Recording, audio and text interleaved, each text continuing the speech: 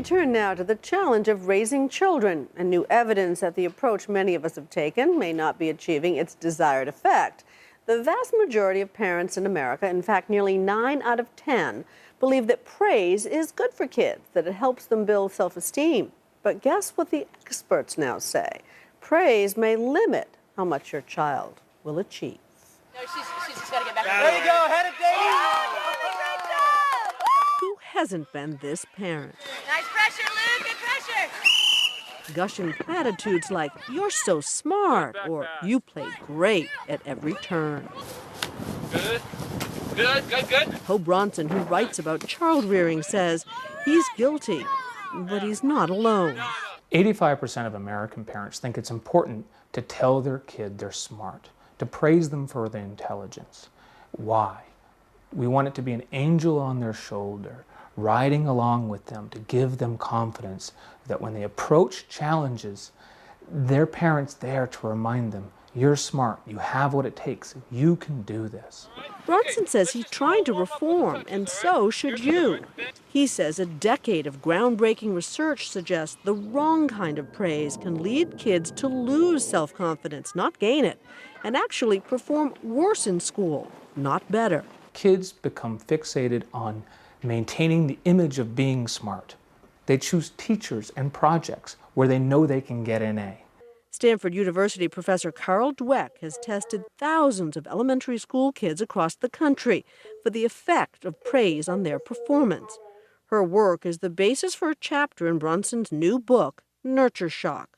So we asked Dweck and one of her graduate students to show us what she learned. You want to find the piece that would go right here with this one? Exactly, yeah, it's number 8. Watch what happens when these two, 9-year-old Mary and 10-year-old Jameson, are given a set of IQ puzzles. Their experimental conditions were exactly the same, with one single distinction. Mary was praised for intelligence. She was said, "You must be very smart." You must be really smart at these problems. And Jameson, the only thing different about him was he was told, "You must have worked very hard on these problems." You must have worked really hard on these problems. Yeah, I did. And if you followed them after that point, what did we see? Mary began obsessing about whether she was smart and not smart. What kind of problems would you like to work on next? Would you like problems that aren't too hard so you don't get many wrong? Don't too hard. And problems that are pretty easy so you'll do well? Problems that you're pretty good at so you can show that you're smart? Or problems that you'll learn from even if you won't look so smart? Problems that I'm pretty good at so I can show that I'm smart. Okay. I am smart. Yeah.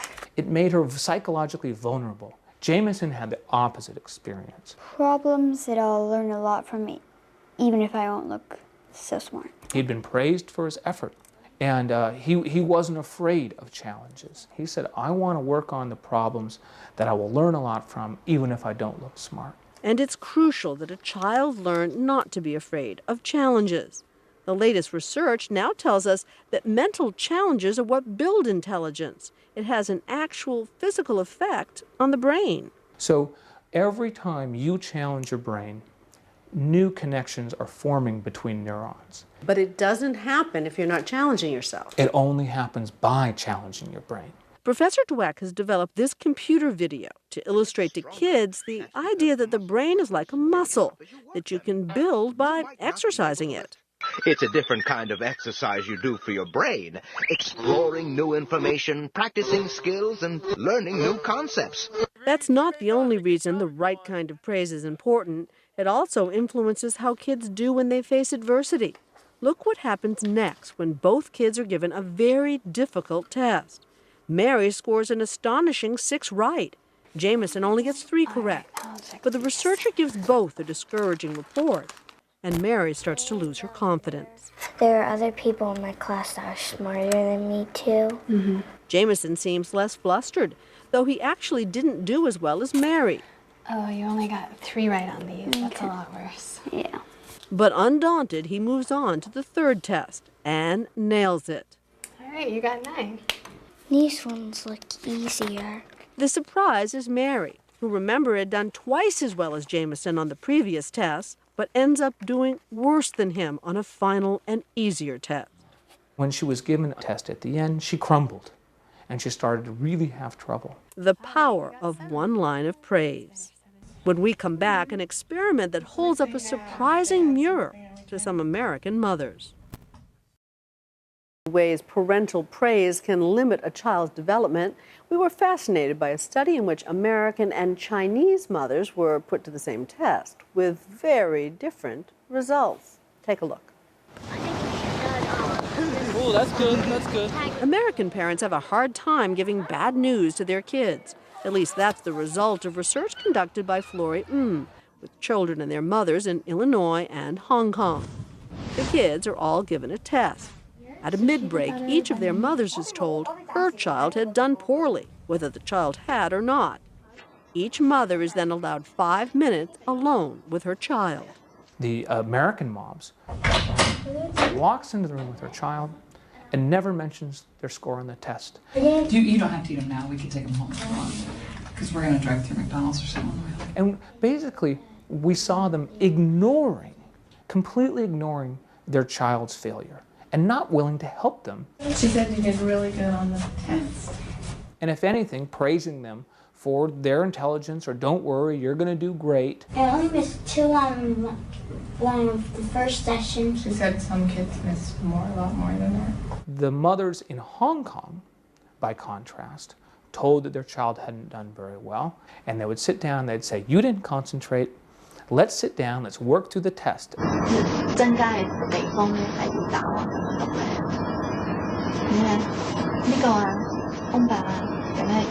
And what happened when they continued the test? They then took another test, identical. The American kids, because they had a little practice, did a little bit better.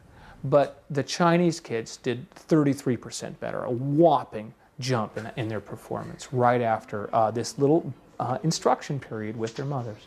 So our idea that anything short of absolute loving, licking praise is cruel is just not proven out. It's helpful to see that as American parents, we can be loving and affectionate and supportive at the same time as we are directing our child's attention to better strategies to improve and to learn. It's better to do it right than to do it too fast. Bronson says no parent is perfect, but if you can keep the wrong kind of praise to a minimum, under 25% of the time, he says, you're on the right track.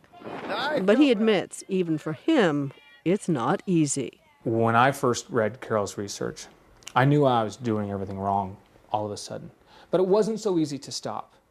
You know, the first stage of withdrawal for me was that I stopped at home telling my children that they were so smart, they were so great. But we'd go out to these school events, and I'd hear all the other parents praising their children. I would fall off the wagon around other parents. I'm gonna try to be like really mean, rotten coach, okay? All right! The praise junkie wasn't my child, it was me. But there is no limit on one kind of support, something parents can repeat and repeat. Telling your child you love them is something else. And you can tell your child you love them all you want. Absolutely. Bo Bronson's book, Nurture Shock, is available in bookstores now.